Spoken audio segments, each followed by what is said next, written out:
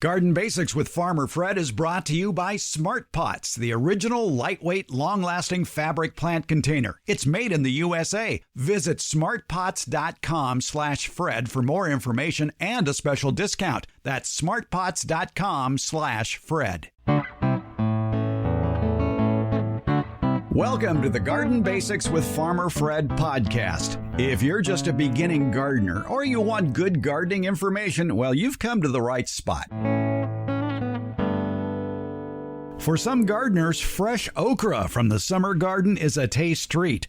For other gardeners who may not appreciate the texture and flavor of okra, it's still worth growing for the beautiful flowers it produces. We have tips for growing okra. Roses are beginning to put on their first show of 2021, but several rose diseases may be lurking on your favorite plants. We talk with the Master Rosarian on how to thwart rose diseases such as black spot, powdery mildew, and downy mildew.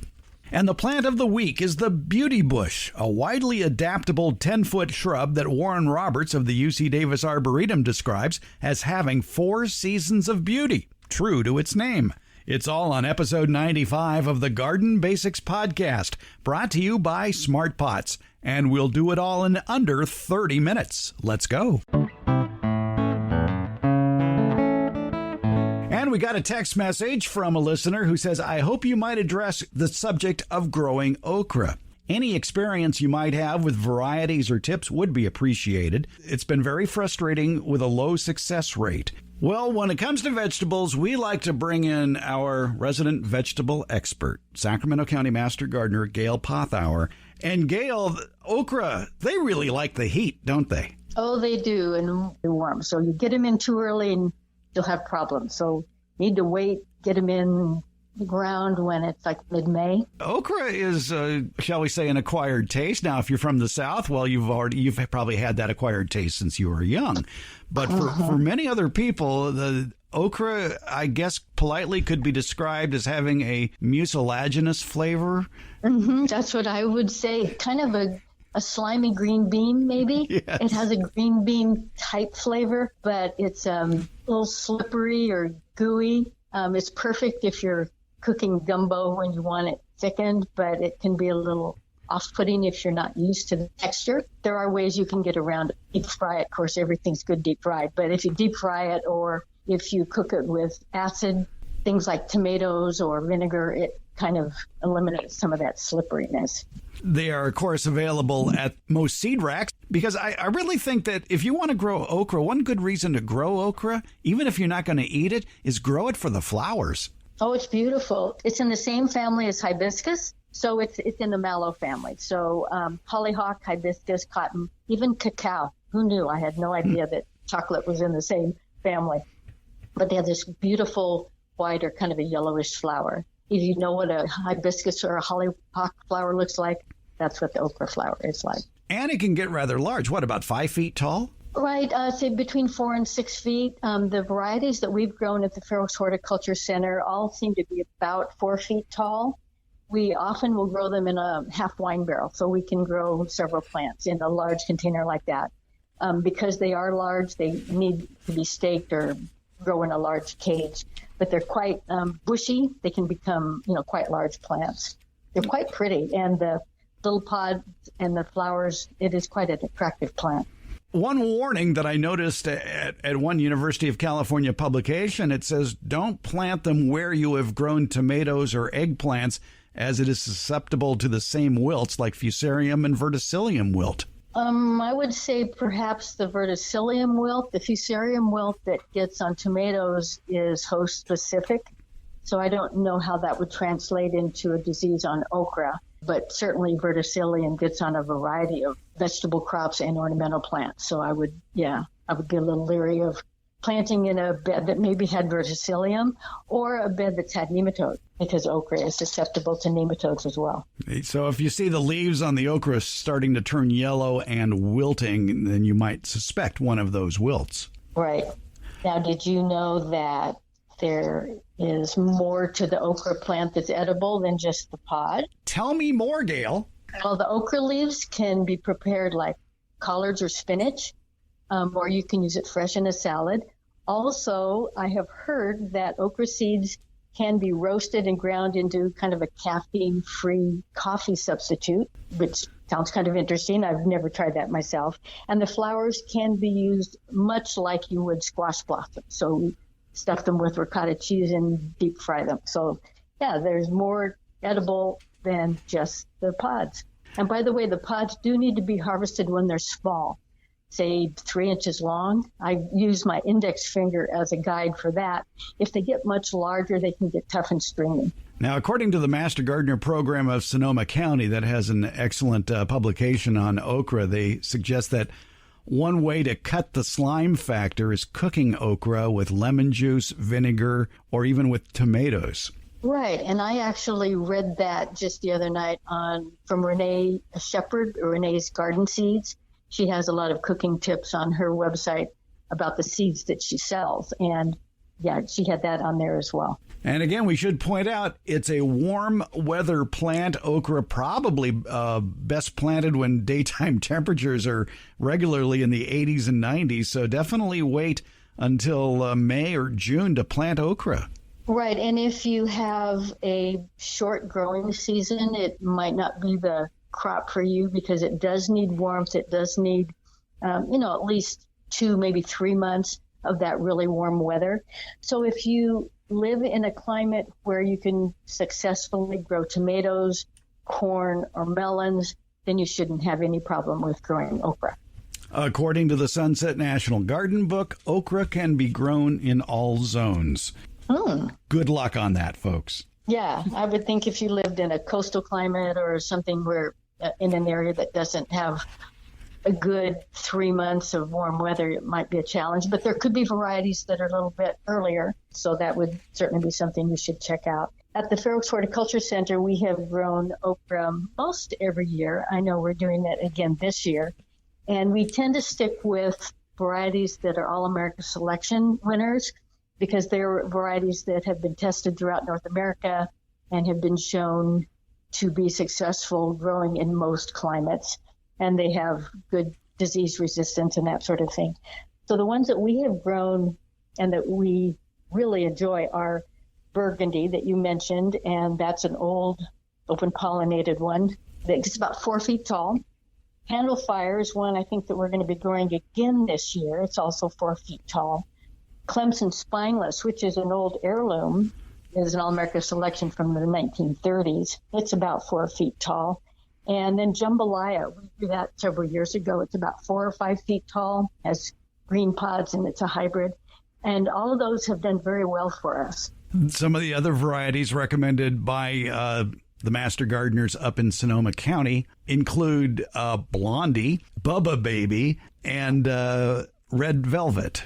There's also another one that is an All-America selection that is kind of dwarfed. It's called Cajun Delight, so it's another good one. So there's a variety of okras out there that you could grow that have either green pods or red pods, so they're very decorative.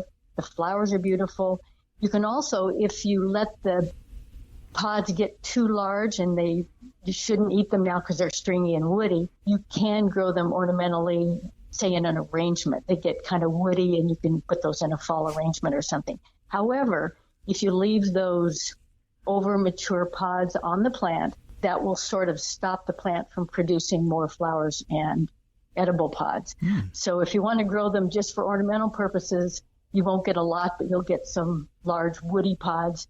But if you want to grow them to eat, take those over mature pods off. Just cut them off. Well, I would think, too, by removing those older pods, it would produce more flowers as well. Exactly, right. Yeah, if you leave those older pods on, it will keep the plant from flowering and producing more, small pods that you would want to eat. It's a big, pretty flower. Some people enjoy the taste of okra. I'm being diplomatic here. But, it's really a beautiful plant. Oh, it is. It makes a real statement in the garden because it is fairly tall, 4 to 5 feet tall. It's bushy. It's got beautiful flowers on it. It's got gorgeous pods, especially if you grow varieties that have the red pods and red stems. So it's very ornamental. Has a lot of uses. In fact, one of our master gardeners wrote an article for our newsletter several years ago and found all kinds of interesting facts about okra. Did you know that the okra stem fibers can be used as an ice cream stabilizer? Who knew? It apparently it retards ice crystal formation, and so it has a lot of different uses. It has okra seeds have unsaturated fats in it. So, that okra plant has a lot of uses. We've learned a lot today about growing okra. Gail Pothauer, Sacramento County Master Gardener, thanks for your help on this. My pleasure, Fred.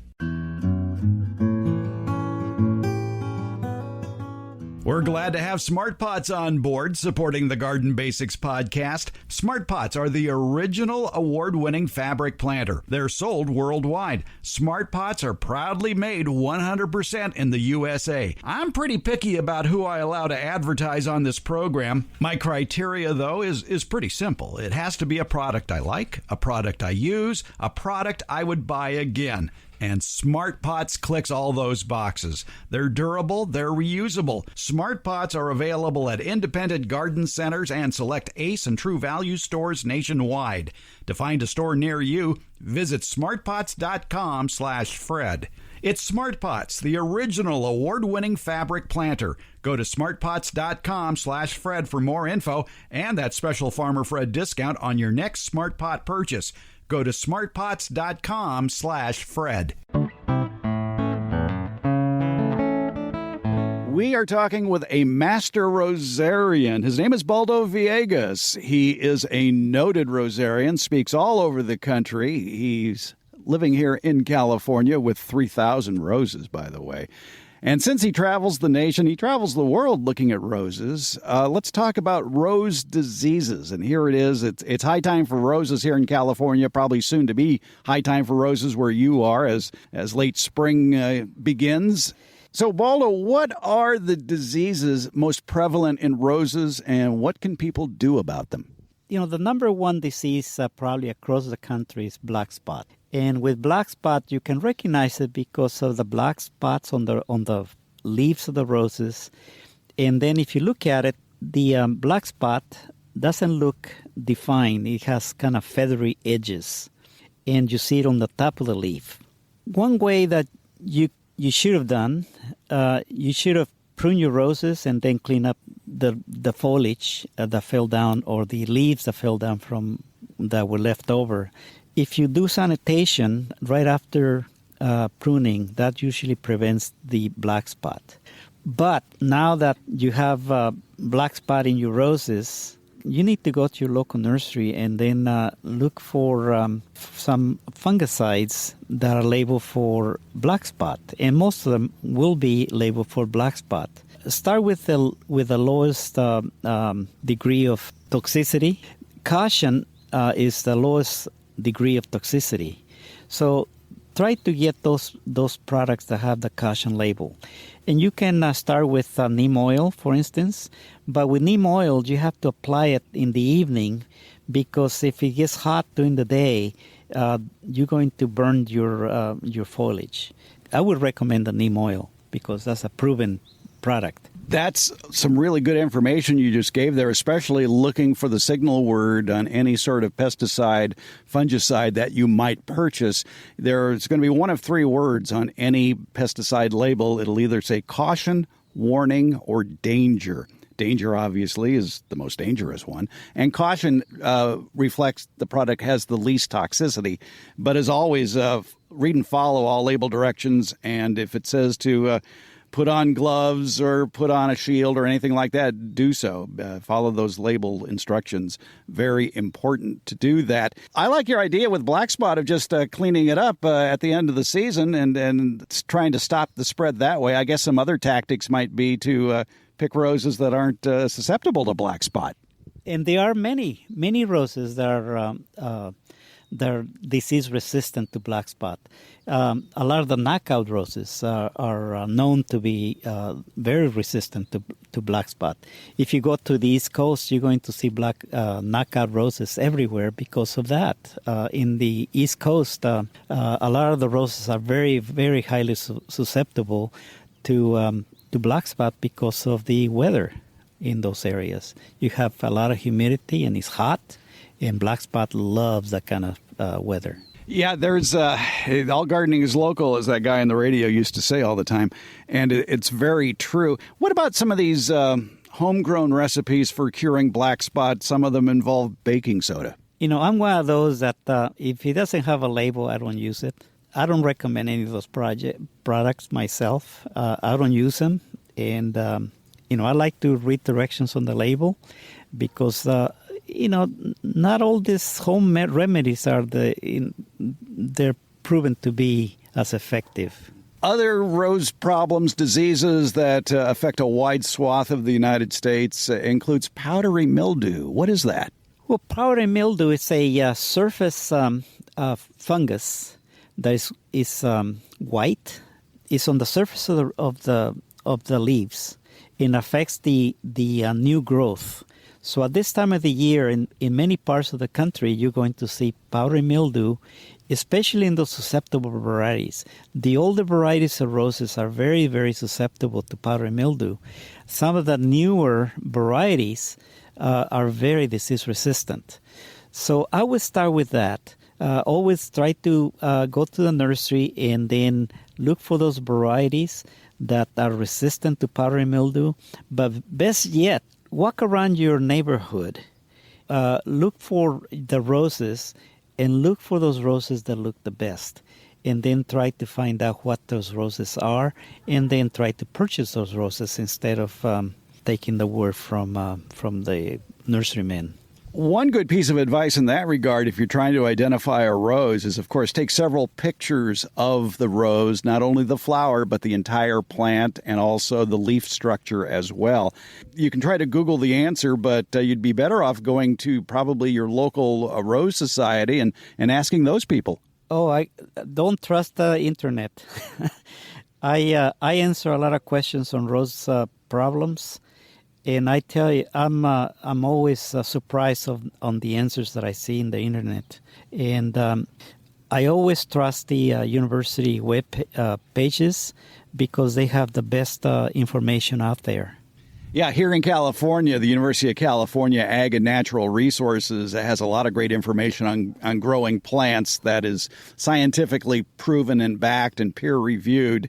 And sometimes if you just do a search for rose problems or any problem in your yard as far as plants go, if you put the initials UCANR after it in the search box, what's going to pop up first is information from the University of California, which can at least get you off on a great start. Do that for the universities in your area, wherever you may live, because there are some great agricultural schools throughout the country that can help you out a lot. What are some of your favorite, shall we say, .edu sources for garden information besides the UC program? The UC system has by far the best. North Carolina and has also very good websites. Texas A&M has also excellent material. Cornell has fantastic materials. Those are the ones that I use the most. There's some good ones down in Florida as well. Yes, the University of Florida has amazing information. On insects, that's the best overall. For this, they also treat a lot of diseases, and I also go to them for additional information once I identify the problem. I always get one of the homegrown cures for powdery mildew mixed up with the homegrown cure for downy mildew, and that has to do with water. In one situation, water can reduce the incidence, and in the other, it could increase the incidence. Try to unconfuse me, would you? Yeah, powdery mildew is a surface fungus, and it's a totally different type of fungus. It's not a water mold. And it's on top of the leaves, and it's basically a sort of like a layer of mycelium or strands of the fungus, sort of like a mold, and you can literally rub it off. But when you see it, it has already deformed the leaves of the roses. So the best strategy is also, as I said before, is always go with disease-resistant roses. With downy mildew, it's a water mold fungus. This one has purple blotches, but the purple blotches are kind of angled. They follow the leaf veins, so you can see the angles of these spots. In California, it's common in the coastal areas of California where you have the cool, moist weather. And generally, you see it from the time they start seeing mature leaves on the roses. That would be like in May to the fall. In other parts of the country where you have high humidity and low temperatures, you can see it during the summer months. I have seen it very commonly in Connecticut, for example, in September and October. So if I've got it right then, with powdery mildew, if I judiciously wash off the plants in the early morning, that can help control powdery mildew, but it wouldn't do a darn worth of good if it was downy mildew. No. With downy mildew, it's a systemic fungus. It's between the tissue of the leaves, and is followed by severe defoliation. With powdery mildew, you don't get the defoliation. The leaves stay on the plant, but they'll be kind of whitish because of the infection of the fungus.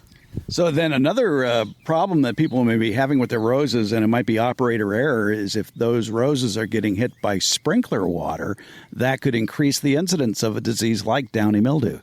Yes, or black spot, especially if you have a little bit of disease in your roses and you have sprinklers, and then that helps disperse the spores all over the place, and then you're going to have a severe infestation of infection of the disease. So here at Baldo Acres, with your 3,000 roses, Baldo, is it all on drip irrigation? No. But what I do is I put the sprinklers during the day, okay, where the plants will dry up in a matter of in between an hour after the sprinklers go on. Water early for best results. Baldo Villegas, Master Rosarian, retired California state entomologist, and what a fabulous garden he has here in Northern California. Baldo, thanks so much for paying us a visit. Thank you, Fred. You come back again. I will, in the next bloom cycle of the roses. Yes, that will be in June. Every 6 weeks, we get a bloom cycle in this area. So come back. The Garden Basics with Farmer Fred podcast has a lot of information posted at each episode. Transcripts, links to any products or books mentioned during the show, and other helpful links for even more information.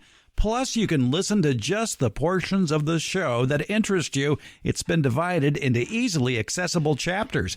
And you're going to find more information about how to get in touch with us. You can leave an audio question without making a phone call. You do it via SpeakPipe.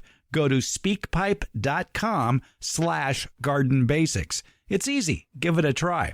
If you're listening to us via Apple Podcasts, put your question in the ratings and reviews section. You can text us questions and pictures or leave us your question at 916-292-8964.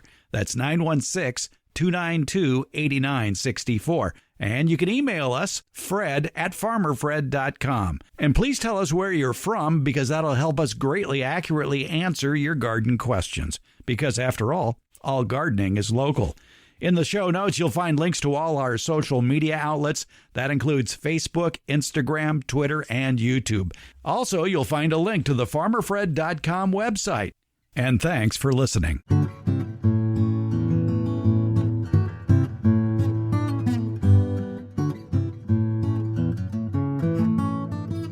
Here on the Plant of the Week, we like to bring in Warren Roberts, Superintendent Emeritus of the UC Davis Arboretum, to talk about something that's either putting on a show now or a plant with wide interest that you just might want to have in your very own yard. And this week, Warren, we're talking about the beauty bush, and I'll let you pronounce the botanical name. Well, the botanical name in American Latin with German is Colquitzia. Full name is Colquitzia amabilis.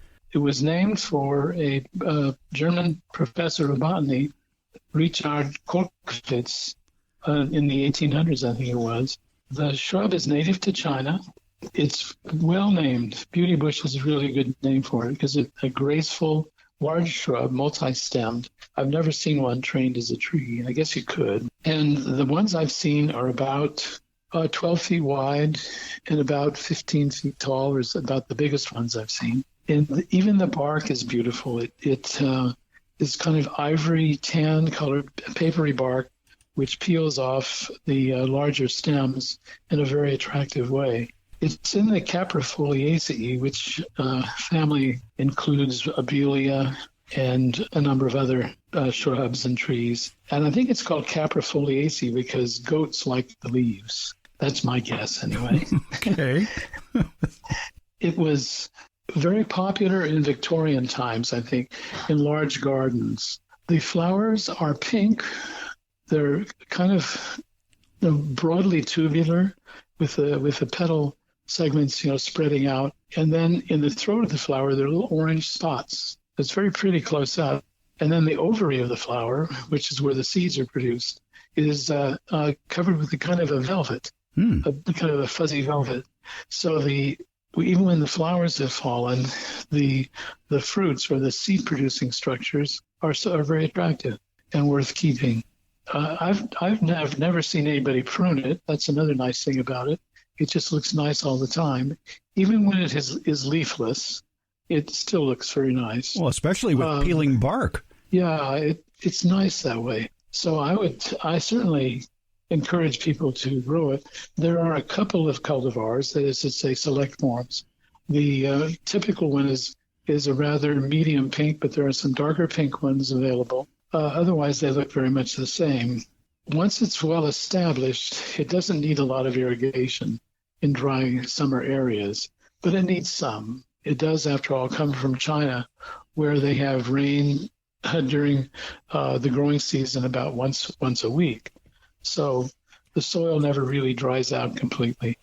I have seen them, though, where they're well established, old shrubs in old ranch gardens, semi-abandoned in California, where they keep going. So Colquitzia amabilis, the beauty bush, another one of the beautiful shrubs and trees that come originally from China. And it can take full sun to part shade and is adaptable in many zones across the United States, the beauty bush. Yes, indeed.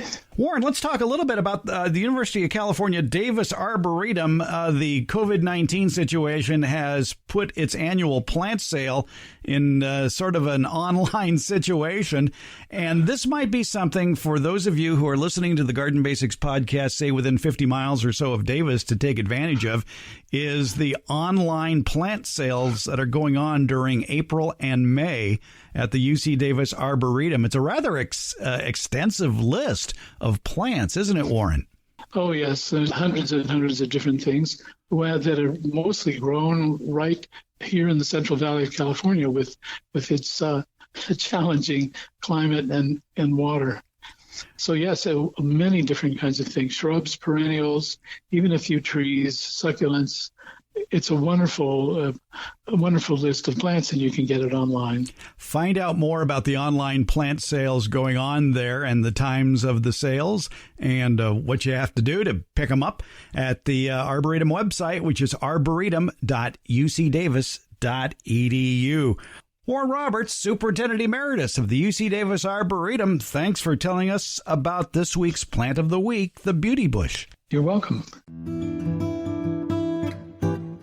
Garden Basics comes out every Tuesday and Friday and is brought to you by Smart Pots. It's available just about anywhere, and that includes Apple Podcasts, iHeartRadio, Spotify, Stitcher, and Google Podcasts. And for Northern California gardeners, it's the Green Acres Garden Podcast with Farmer Fred. It's available also wherever you get your podcasts. Thank you for listening, subscribing, and leaving comments. And thanks for listening.